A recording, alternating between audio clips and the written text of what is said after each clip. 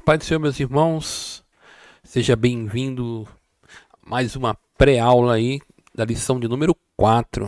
E esse trimestre tem sido inicia, né, com uma revista que tem como característica trabalhar as questões apologéticas. E eu particularmente gosto muito dessa temática, né? Acho ela de fundamental importância para a igreja de hoje. E a capa tá muito bonita, né? Eu tô gravando agora na lição 4. Então, em defesa da fé cristã, combatendo as antigas heresias que se apresentam com nova aparência. Então, aí estamos trabalhando dentro dessa contra seitas heresias. E na lição 4 é uma das vai trabalhar uma das doutrinas que é um mistério, né, que é a Trindade, é um mistério. A gente não sabe como que ela funciona, porque isso é muito fácil de entender, porque nós somos seres limitados, que nunca vamos compreender um Deus ilimitado. Então, o que a gente sabe é aquilo que foi revelado nas Escrituras. E aí, nós vamos navegar nessa lição aqui e vamos trabalhar as temáticas aí nos tópicos. Então, Deus é triuno. O texto áureo é um texto muito enfático, né? Portanto, ide ensinar todas as nações, batizando-as em nome do Pai e do Filho e do Espírito Santo. Então perceba que como Mateus 28:19, ele distingue bem as pessoas. Desde a eternidade, Deus é Pai, Filho e Espírito Santo, e essa verdade está em toda a Bíblia. A leitura bíblica em classe está em Mateus 3:15-17 e Mateus 28:19-20. Mateus capítulo 3 também ela é uma passagem clássica para a defesa da doutrina da Trindade e ortodoxa, porque se vê claramente a manifestação das três pessoas de uma forma distinta. Nós temos o Filho sendo batizado, nós temos o Pai falando e nós temos o Espírito Santo como uma pomba. Então é um texto muito claro, muito evidente acerca da distinção aí das três pessoas da Trindade. Mateus 28, que acabamos de ler na leitura bíblica em classe, né, que é a forma batismal, que é a fórmula batismal que nós temos aí para uma ordenança que tem que batizar em nome do Pai, do Filho e do Espírito Santo. De novo, nós vemos a distinção das pessoas da Trindade. Qual que é o objetivo da lição de hoje? É demonstrar como a Bíblia apresenta a Trindade. 2, indicar as principais heresias sobre a doutrina da Trindade. E 3, explicar os perigos do unicismo na atualidade. O tópico de número 1,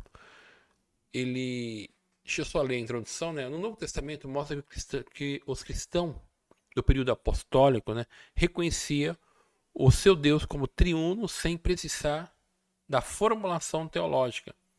Recursos que a igreja mais tarde precisou recorrer para responder às ideias equivocadas sobre Deus. A Trindade é uma doutrina com sólidos fundamentos bíblicos e, mesmo sem conhecer essa terminologia, a Trindade, os cristãos do período apostólico reconheciam essa verdade. Porque, assim, os cristãos, eles reverenciavam, adoravam Jesus como Deus. Então, e os cristãos primitivos também acreditavam que o Espírito Santo habitava neles e que era aquele que os guiava, que os ajudava. Então, essa era a mentalidade dos cristãos da igreja primitiva. O tópico 1 é interessante, ele fala como a Bíblia apresenta a Santíssima Trindade. acredito que os irmãos, né, que vai dar aula, os professores e os irmãos que estarão vendo essa aula, certamente os professores tratarão isso em aula. A palavra Trindade, ela não aparece na Escritura, né? A palavra Trindade era uma formulação teológica para explicar a, a manifestação das três pessoas de uma forma distintas, e que ao mesmo tempo eles são um, mas são três pessoas distintas. E a Trindade e o monoteísmo judaico-cristão. Aí quando a gente vai ler as escrituras ensinam que Deus de Israel, revelado nas escrituras dos judeus, Deuteronômio 6,4, né, que é um texto muito assim, ouve Israel, o Senhor, nosso Deus, é o único Senhor. Então, quando a gente lê esse texto, mas se Deus é um, como que eu vou entender que existe três deuses? Não, mas que Deus é único. E o que é interessante? A gente pode também perguntar, mas por que esse tipo de... Isso não é tão claro no Antigo Testamento. Nós temos as evidências no Antigo Testamento, e a gente vai ver no próximo tópico. Só que imagine um mundo politeísta. Então imagina os judeus ali recebendo a revelação de Deus e agora Deus se manifestando revelando que ele é três pessoas na unidade. Então certamente dentro do contexto da época, que era um contexto muito de politeísmo, certamente isso poderia dar problema no entendimento, vamos assim dizer, dos primeiros dos judeus ali quando recebe. Mas nós cremos sim que Deus é único, tá? Só existe um Deus, só que esse Deus ele é distinto em três pessoas: o Pai, o Filho e o Espírito Santo. Então, e esse Deus é o mesmo Deus do Novo Testamento. Nós temos aí algumas passagens, eu li Deuteronômio 6,4. Ouve Israel, o Senhor, nosso Deus, é o único Senhor. E aí nós também temos lá no Novo Testamento, Marcos capítulo 12, né, 29, 32, Jesus respondeu-lhe, o primeiro de todos os mandamentos é: ouve Israel, o Senhor nosso Deus, é o único Senhor. E aí, Jesus repetindo essa fórmula de Deuteronômio 6,4. Pai é Deus, o Filho é Deus, o Espírito Santo é Deus. O nome Deus, né, ele se aplica tanto ao Pai, ele se vai da mesma forma para o Filho e da mesma forma para o Espírito Santo. Uma das coisas interessantes quando a gente trabalha a apologética, uma coisa que eu acho dinâmico, é essa questão de nós sempre estarmos citando as passagens, né, para poder formular a argumentação. Aí a gente tem aí no Novo Testamento, a gente vai ter assim muita coisa boa para a gente trabalhar. Tem muito a doutrina da Trindade, ele é muito manifesta no Novo Testamento. Então, o nome Deus se aplica ao Pai. Nós vamos ver isso em Filipenses capítulo 2, versículo 11. Da mesma forma, o Filho. Colossenses 2,9, que é um texto fantástico, porque nele habita corporalmente toda a plenitude da divindade, ou seja, o texto está falando que Jesus é Deus. Nós temos o outro texto, né, que é um texto muito conhecido, em Atos capítulo 5, versículo 3 e 4, disse então Pedro, Ananias, por que encheu Satanás o teu coração para que mentisse ao Espírito Santo e retivesse a parte do preço da herdade? Guardando-a não ficava para ti, e vendida não estava em teu poder, porque formaste este desígnio em teu coração. Não mentistes aos homens, mas a Deus. Então perceba que o autor aqui está se referindo ao Espírito Santo como Deus. Então está usando o nome Deus para o Espírito Santo. Então, no Antigo Testamento, por exemplo, a gente sabe o nome Elohim, que é Senhor, que vai ser traduzido como como Deus. Quando eles falavam Elohim, eles já estavam falando assim, deuses, que está na forma plural. Então já saía como deuses. Só que, claro, eles sabiam que era um. Mas a próprio nome Elohim, ele é um plural. Tá? O monoteísmo bíblico não contradiz a Trindade. Houve Israel, o Senhor nosso Deus é o único Senhor. Essa é a confissão de fé no judaísmo. Aí ele trabalha. A palavra hebraica Echad, traduzida como único, indica uma unidade composta e, ao mesmo tempo, usado para afirmar que marido e mulher são ambos uma só carne. Então, quando aparece esse nome único, que é essa terminologia hebraica, o que ela está dizendo? Que é uma unidade composta, ou seja, tem mais de uma pessoa ali. E é interessante aqui, né, como que essa mesma palavra também é aplicada no casamento, quando o homem se casam, e homem e mulher, e eles se tornam uma só carne. Então a gente tem uma unidade composta ali, né? O casamento ele é uma unidade, mas é composta de duas pessoas. Então, as evidências no Antigo Testamento. No Antigo Testamento, é verdade que a doutrina do Espírito Santo, da Trindade, ela não é tão explícita, ela é implícita.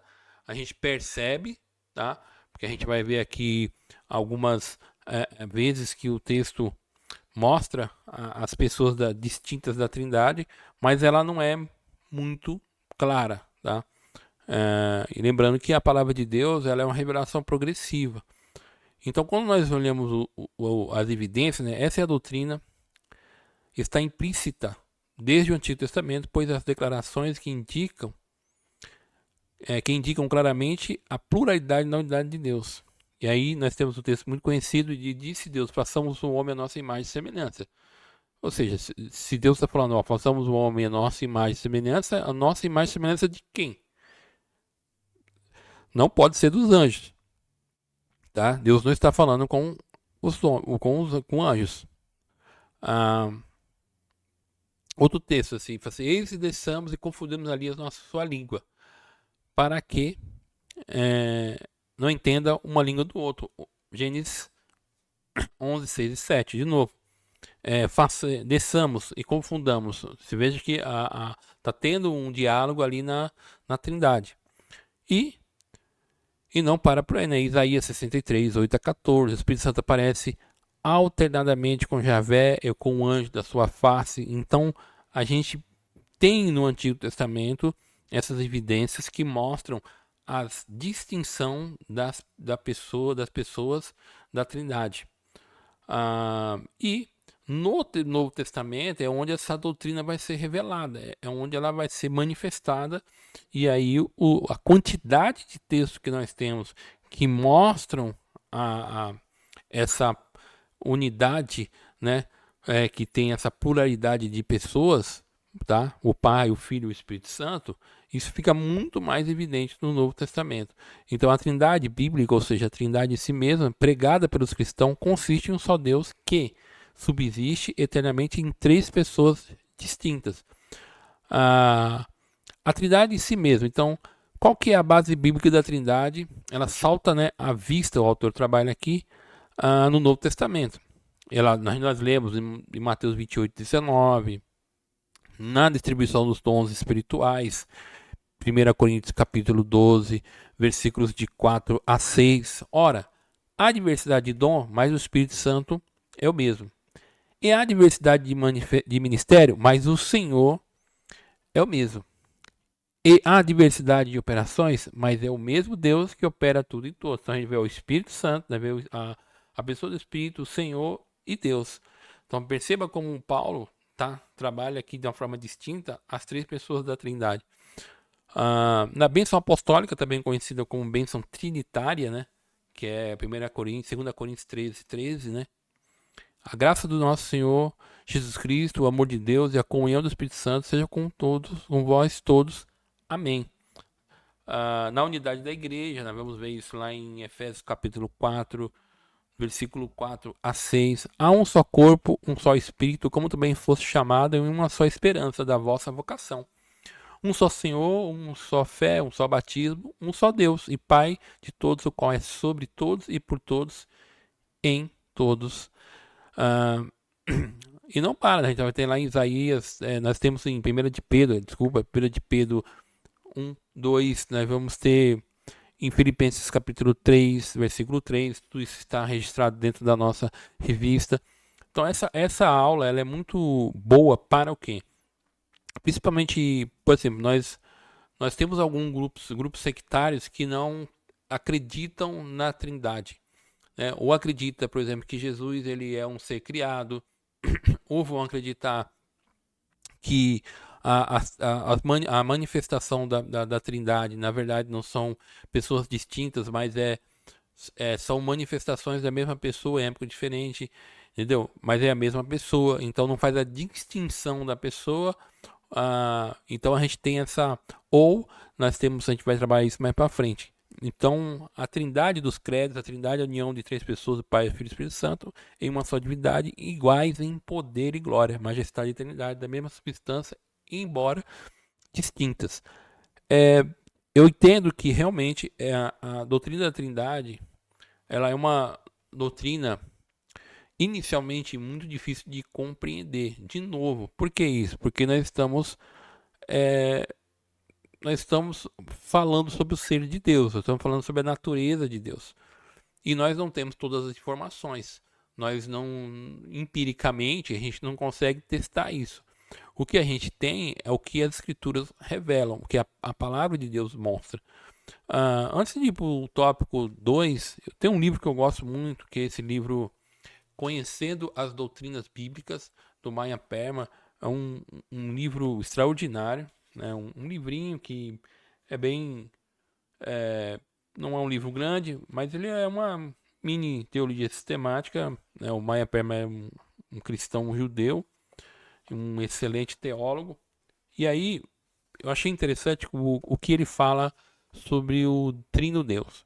Falando sobre a doutrina declarada. Ele fala assim: as escrituras ensinam que Deus é um e que além dele não existe outro Deus. Poderia surgir a pergunta: como podia Deus ter comunhão com alguém antes que existissem as criaturas finitas? A resposta é que a unidade divina é uma unidade composta e que nesta unidade há realmente três pessoas distintas, cada uma das quais é a divindade e que, no entanto, cada uma está sumamente consciente das outras duas. Assim vemos que havia comunhão antes que fossem criadas quaisquer criaturas finitas. Portanto, Deus nunca esteve só, né? Então, como se ele é um, mas e aí? Então, ele era uma unidade composta. Então, antes de criar todas as coisas, uma coisa já existia: a comunhão entre as pessoas da Trindade. Assim vemos que havia comunhão entre fosse criada qualquer. Portanto, Deus nunca esteve só.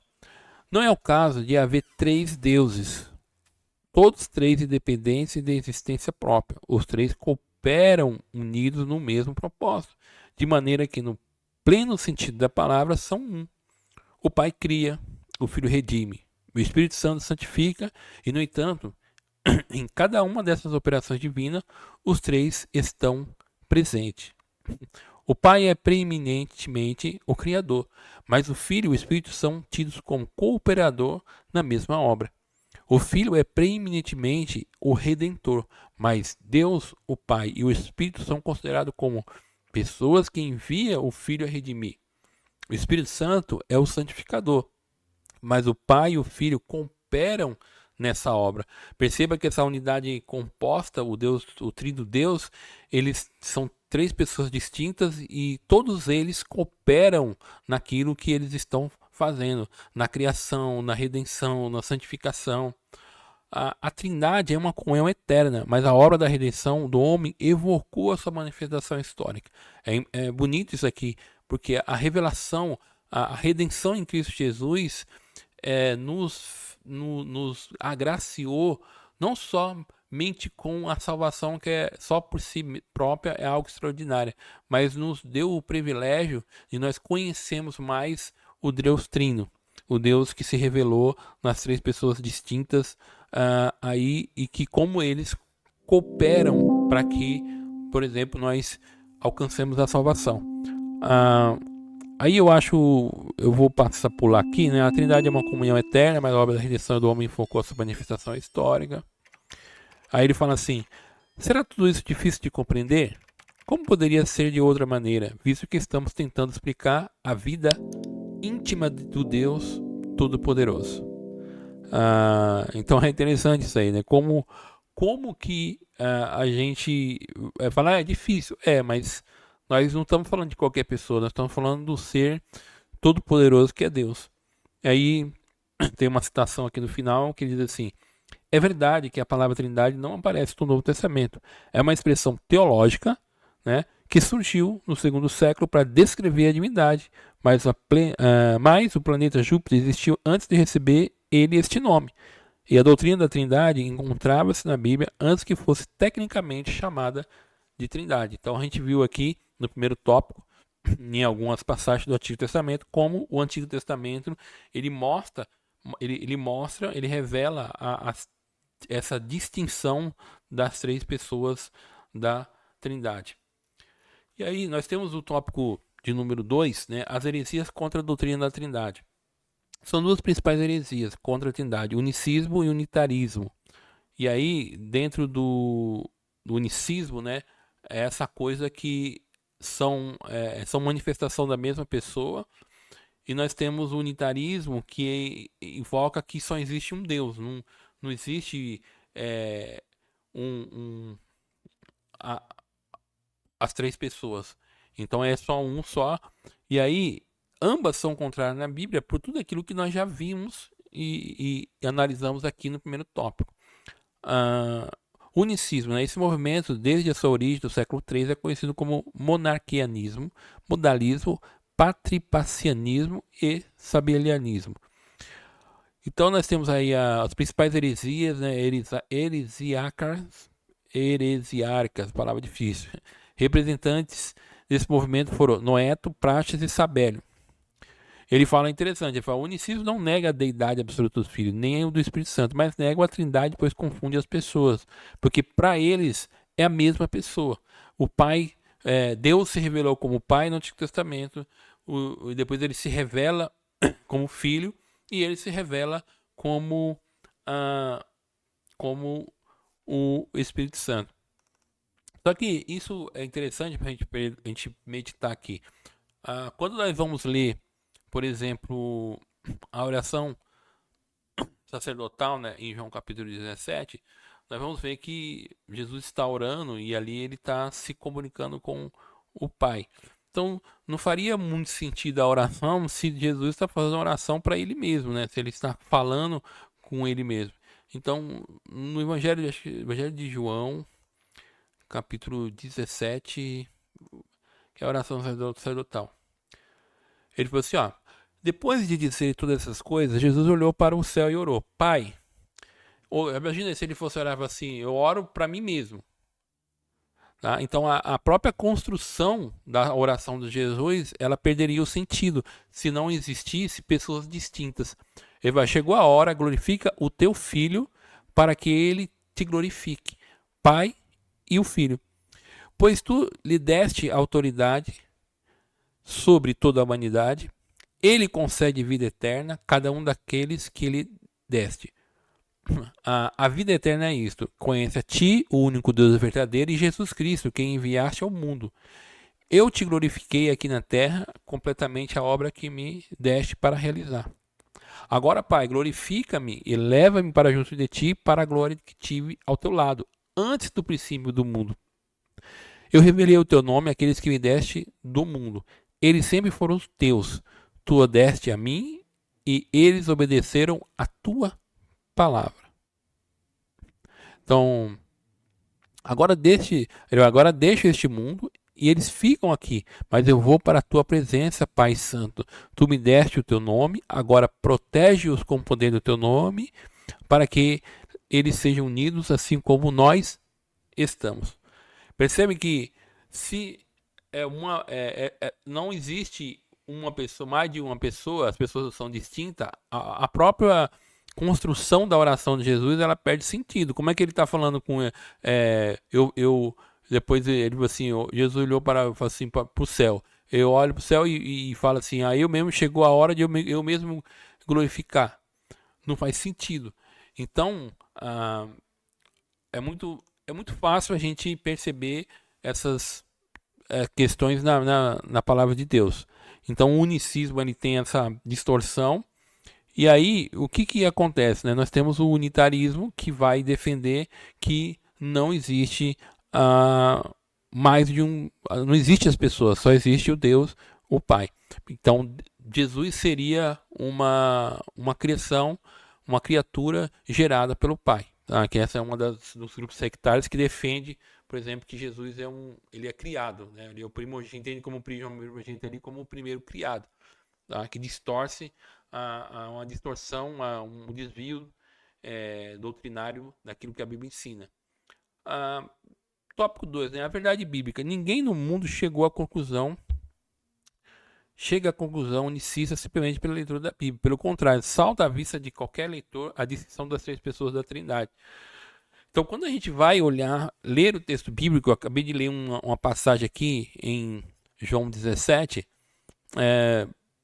a própria oração que Pedro fez, a própria conversa que Pedro está tendo com Ananias, onde ele diz para Ananias que ele não está mentindo aos homens, mas a Deus, mas ele mentisse ao Espírito Santo e ele associa o Espírito Santo como Deus. Você vê que ele trata o Espírito Santo como uma pessoa distinta.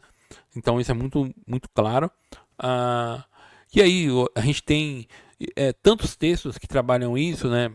Que Mateus 3,16, o batismo de Jesus, ele é muito clássico e é a leitura bíblica em classe. Jesus ele sempre deixou claro que ele, o Pai, ele é uma pessoa, o Pai é outra.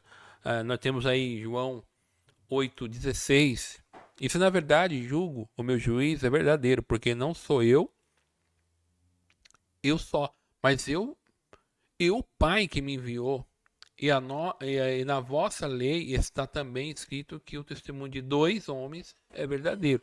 Então, perceba como a distinção que Jesus está falando dele e do Pai.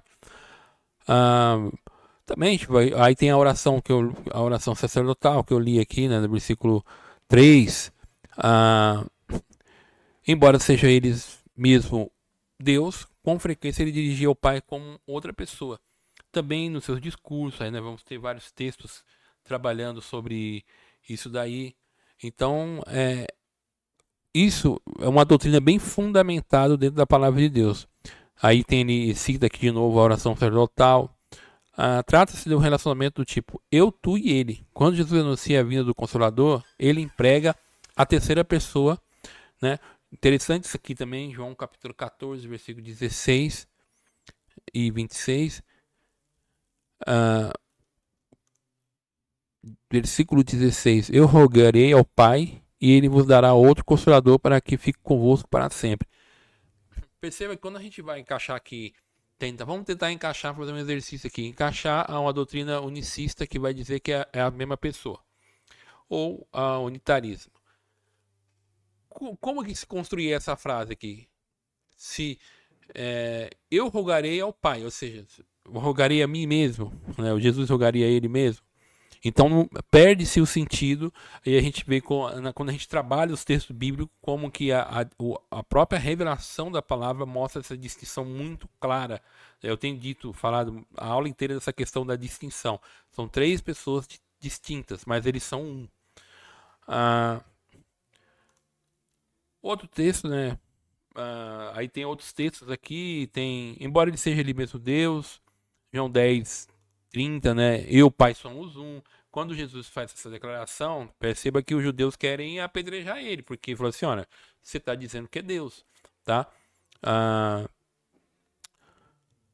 Quando Jesus anuncia a vinda do Consolador, ele pega a terceira pessoa. A Bíblia ensina que Jesus é Filho, Pai, e não o próprio Pai, né? 2 João 2, 2 João 3. Na verdade, vos digo que aquele que não entrar pela porta do curral das ovelhas, mas sobre outra parte é ladrão e salteador. Tem uma errada aqui no texto.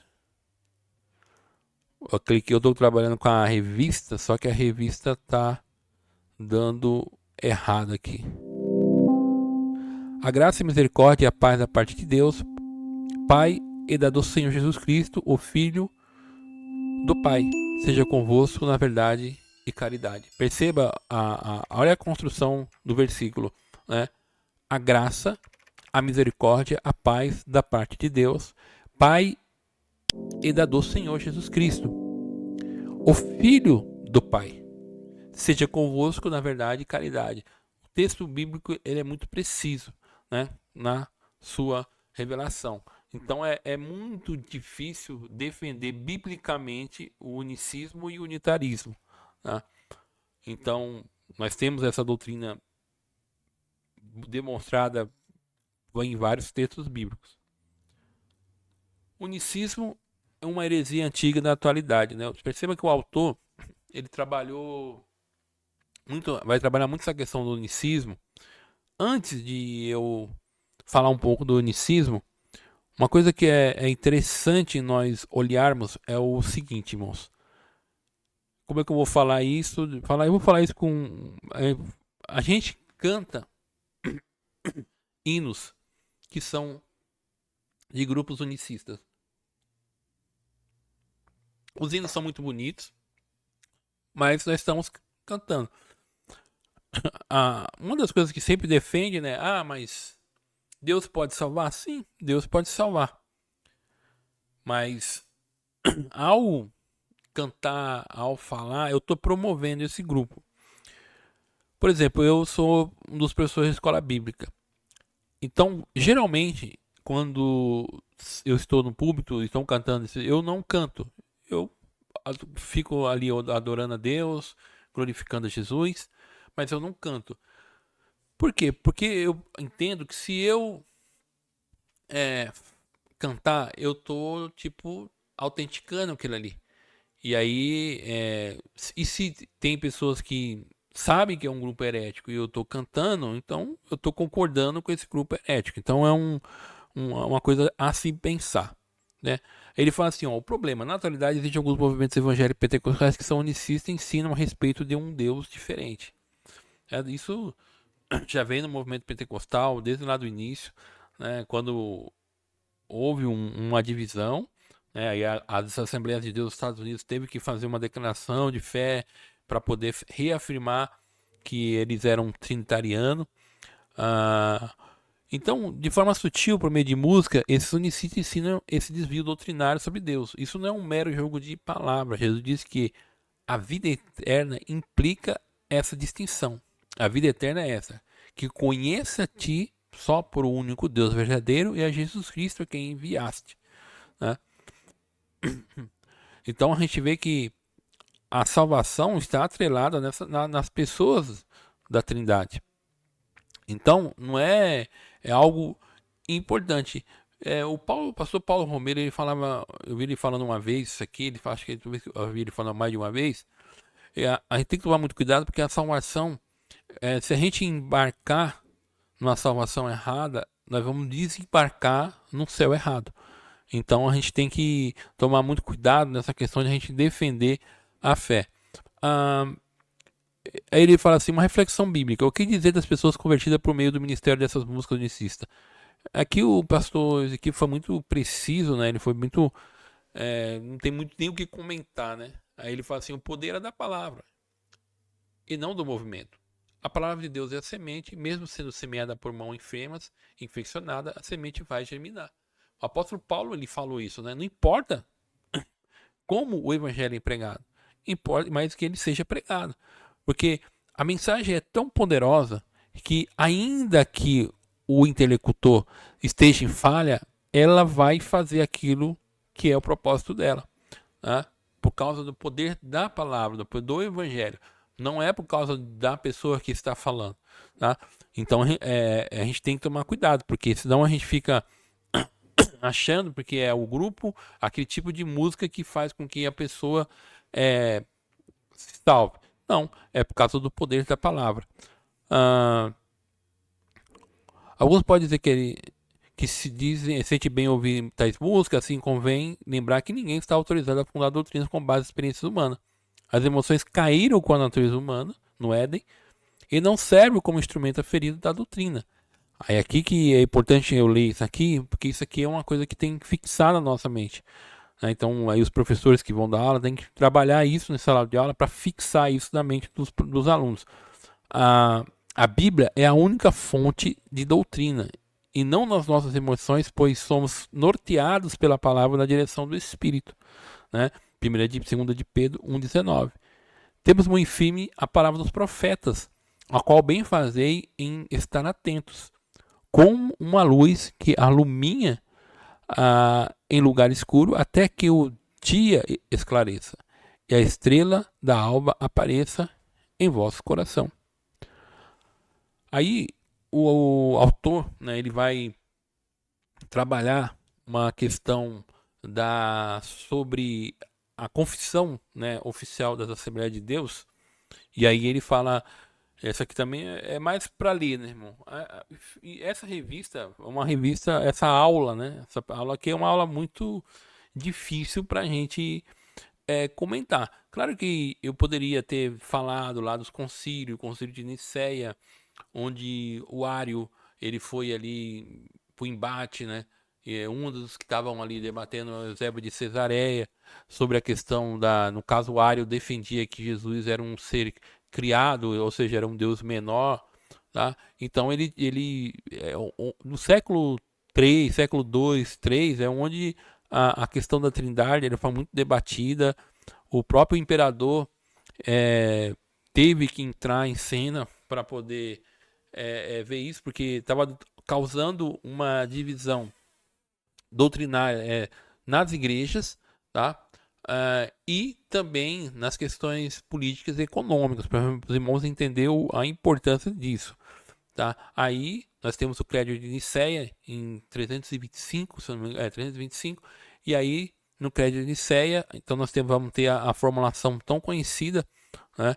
E aí do Atanásio, e aí Atanásio, se eu não me falha a memória, e aí nós temos uma declaração teológica acerca da Trindade, que no primeiro século não tinha essa, não precisava, mas com o decorrer do tempo, os grupos ou pessoas que defendiam posições estranhas, eles foram surgindo e houve uma necessidade de dar uma contra-resposta com esse tipo de coisa, tá? Então a gente olha hoje, né, o autor trabalhou a questão do unicismo, a gente pensa que isso é uma coisa nova, mas a própria tema da revista, né, mostra as antigas heresias, mas elas se vestem de roupa nova.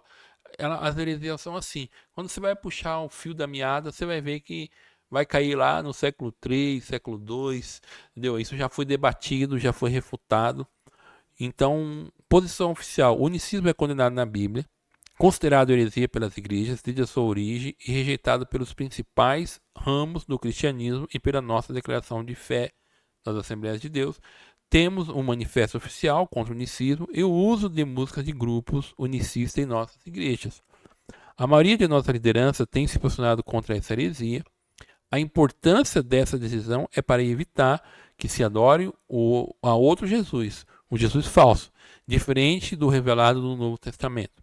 Mas devemos destacar que não somos contra os unicistas, mas contra o unicismo. A doutrina desviante, devemos manter o contato respeitoso nos nossos dias com essas pessoas, embora discordando de suas crenças e mansidão. Então, a gente tem que mostrar que são grupos heréticos, né? Eu evitei de falar aqui, mas a gente sabe, Testemunhos de Jeová, nós temos os Mormon, nós temos por exemplo, o Grupo Voz da Verdade, que são unicistas. Então, os Voz da Verdade é onde as igrejas têm cantado muito os louvores dele, mas eles não acreditam na Trindade, na distinção das pessoas. Então, é um tema interessante de a gente trabalhar e nós lutarmos, batalharmos pela fé, né? E aí eu queria, então, concluir aqui essa lição. Essa introdução do credo de Atanásio resume a doutrina da Trindade. É muito bonito o credo do Atanásio, né? Todo aquele que quer ser salvo, antes de tudo, deve professar a fé cristã. E qual é preciso que cada um guarde perfeita inviolada ou terá com certeza de parecer para sempre. A fé cristã está que adoremos um Deus em trindade, a trindade em unidade, não confundimos as pessoas e separamos a substância. O problema é que os unitaristas separam as substâncias e os unicistas confundem as pessoas. Assim creem num Deus distinto do que é apresentado na Bíblia. Amém, irmãos? Que Deus possa abençoar vocês, que Deus possa iluminar todos os professores que estarão ministrando. Deixo os irmãos que quiserem se aprofundar mais, certamente o professor tem as suas teologias sistemáticas, teologia sistemática na perspectiva pentecostal, tem uma parte ali que fala só da Santíssima Trindade. Nós temos livros históricos aí, o cristianismo através dos séculos, que tem alguma parte lá que você vai estudar sobre onde começou todo esse debate acerca da Trindade. E, claro, a palavra de Deus, compilando aí os textos bíblicos que mostram, desde o Antigo Testamento, as evidências das três pessoas ali sendo manifestada. Claro, evidentemente que ainda não de uma forma explícita, mas implícita. No Novo Testamento, sim, aí sim nós temos a doutrina, ela totalmente revelada, mostrada. Nós temos o texto clássico aí de Mateus capítulo 3, que é o batismo de Jesus, e nós temos lá quando Jesus ali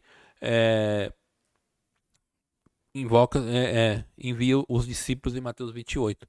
Então, que Deus possa abençoar. Não esqueça de dar a sua curtida, fazer o seu comentário e nos ajude se inscrevendo no canal. Que Deus possa abençoar a todos, em nome de Jesus.